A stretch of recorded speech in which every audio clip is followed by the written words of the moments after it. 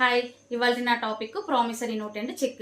ఈ promissory note అంటే ఏంటి, చెక్ అంటే ఏంటి అంటే ఈ రెండు కూడా అప్పు ఇచ్చుకునే వాళ్ళకి తీసుకునే వాళ్ళకి మధ్య జరిగే లావాదేవీ అనమాట ఈ ప్రామిసరీ నోటు చెక్ అన్నది. ఈ ప్రామిసరీ నోటు చెక్ తీసుకోవడం వల్ల ఏమవుతుందంటే మనం కోర్టులో ఏదైనా ఒకవేళ వాళ్ళు ఇవ్వలేని పక్షంలో మనం కోర్టులో వేసినప్పుడు ఇవి మనకి మంచి ప్రూఫ్ కింద పనికొస్తాయి అనమాట. ఎందుకంటే మన నోటుతో ఇచ్చానండి అని చెప్పడానికి మనకి కంపల్సరీ కోర్టుకి సాక్ష్యాలు కావాలి కాబట్టి ఇవి మనకి మంచి ప్రూఫ్ కింద పనికొస్తుంది. మరి ఈ ప్రామిసరీ నోటు కనుక మనం ప్రామిసరీ నోటు అన్నది చెక్ కూడా రెండు కూడా నెగోషియబుల్ ఇన్స్ట్రుమెంట్ యాక్ట్ కిందకు వస్తాయి.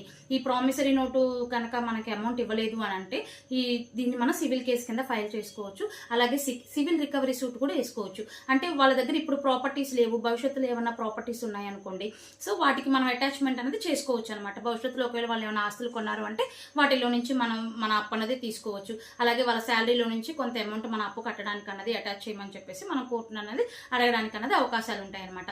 మరి చెక్ తీసుకోవడం వల్ల ఏంటి ఉపయోగం అంటే ఒకవేళ చెక్ బౌన్స్ అయింది అనుకోండి, అప్పుడు చెక్ బౌన్స్ అవడం వల్ల ఏంటి అంటే మనం వెంటనే దాన్ని కోర్టులో అనేది ఫైల్ చేసుకుంటే ఇది ఒక క్రిమినల్ కేసు కింద ఫైల్ అవుతుంది అనమాట. ఒకవేళ వాళ్ళ దగ్గర అమౌంట్ ఉండి మనకి ఇవ్వడం ఇష్టం లేదు వాళ్ళు అనుకుంటే కోర్టు ఏం చేస్తుంది అంటే వాళ్ళని వెంటనే అది ఆ అమౌంట్కి డబుల్ అమౌంట్ అనేది మనకి ఇవ్వమని చెప్తుంది అనమాట. అలాగే ఒకవేళ చెక్ బౌన్స్ అయిందంటే దానికి 2 ఏళ్ల వరకు కూడా జైలు శిక్ష అన్నది విధించడానికి ఎక్కువగా అవకాశాలు అనేవి ఉంటాయన్నమాట. నెక్స్ట్ అసలు ఈ చెక్ ఎలా రాసుకోవాలి, అలాగే ఈ ప్రామిసరీ నోట్ ఎలా రాసుకోవాలి, దీనికి ఉన్న రూల్స్ ఏంటి, రెగ్యులేషన్స్ ఏంటి అన్నవి నేను వీడియో పోస్ట్ చేశాను. నా ఛానల్లో లాంగ్ వీడియో పోస్ట్ చేశాను, అందరూ వెళ్ళి చూడండి. దీని గురించి ఏమైనా డౌట్స్ ఉంటే కామెంట్ చేయండి. నెక్స్ట్ వీడియోలో మళ్ళీ కలుద్దాం. Thank you.